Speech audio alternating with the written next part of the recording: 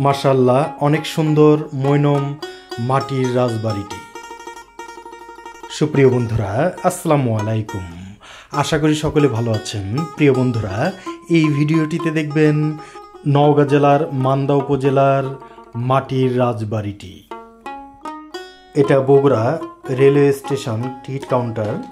এখান থেকে একটি লোকাল ট্রেনের টিকিট ক্রয় করলাম, অর্থাৎ এখান থেকে ট্রেনটি যাবে সান্তাহার।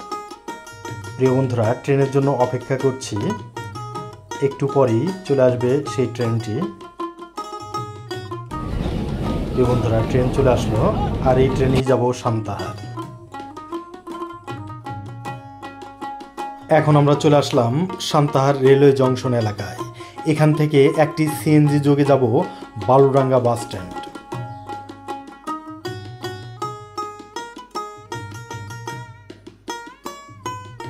জনপ্রতি 30 টাকা ভাড়ার বিনিময়ে আমরা এখন যাচ্ছি বালুডাঙ্গা বাস স্ট্যান্ড এলাকায়।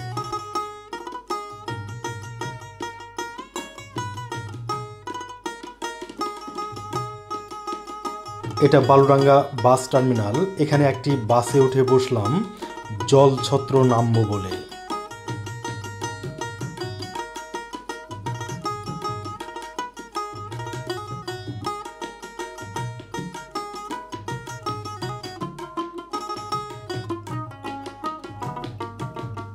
এটা দেখতে পাচ্ছেন নওহাটা মোড়।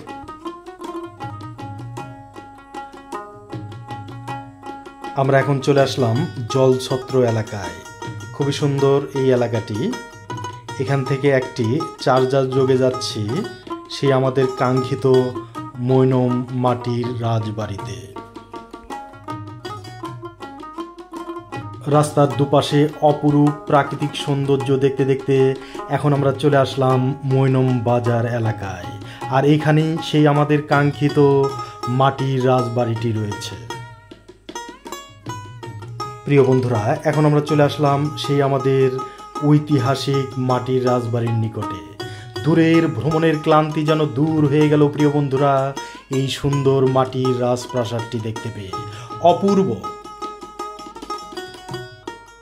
চোখ ধাঁধানো, মন ভোলানো এই মাটির রাজবাড়িটি। এখানকার কারুকার্য দেখে খুবই মুগ্ধ হয়ে যাচ্ছি প্রিয় বন্ধুরা। এই মাটির রাজবাড়িটি মৈনম বাজারের নিকটে।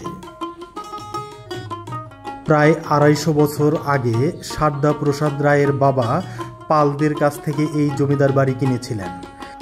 সারদা প্রসাদ রায় জমিদারি প্রথা বিলুপ্ত না হওয়া পর্যন্ত এই জমিদারি চালিয়েছিলেন।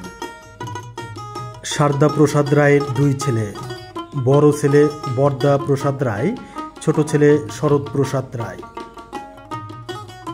এক সময় মৈনম জমিদারের কার্যক্রম ছিল আত্রাই, দিনাজপুর, নাটোর এলাকা পর্যন্ত বিস্তৃত।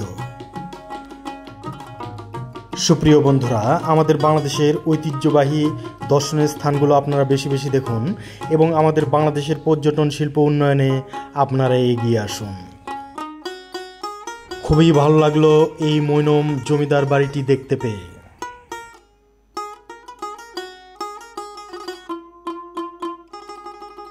সুপ্রিয় বন্ধুরা, এখন ধীরে ধীরে এই মৈনম বাজার এলাকা থেকে বিদায় নেব।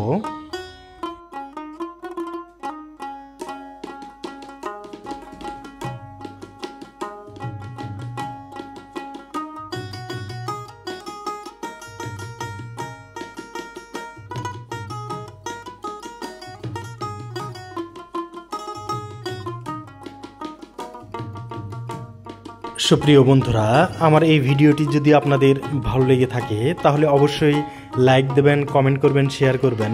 আর এই চ্যানেলে নতুন দর্শক হয়ে থাকলে অবশ্যই চ্যানেলটি ফলো বা সাবস্ক্রাইব করে রাখবেন, অনুরোধ রইল। মহান সৃষ্টিকর্তা আপনাদের সকলকে ভালো রাখুন, সুস্থ রাখুন, এই দোয়া রেখে বিদায় নিচ্ছি। আসসালামু আলাইকুম ওয়া রাহমাতুল্লাহ।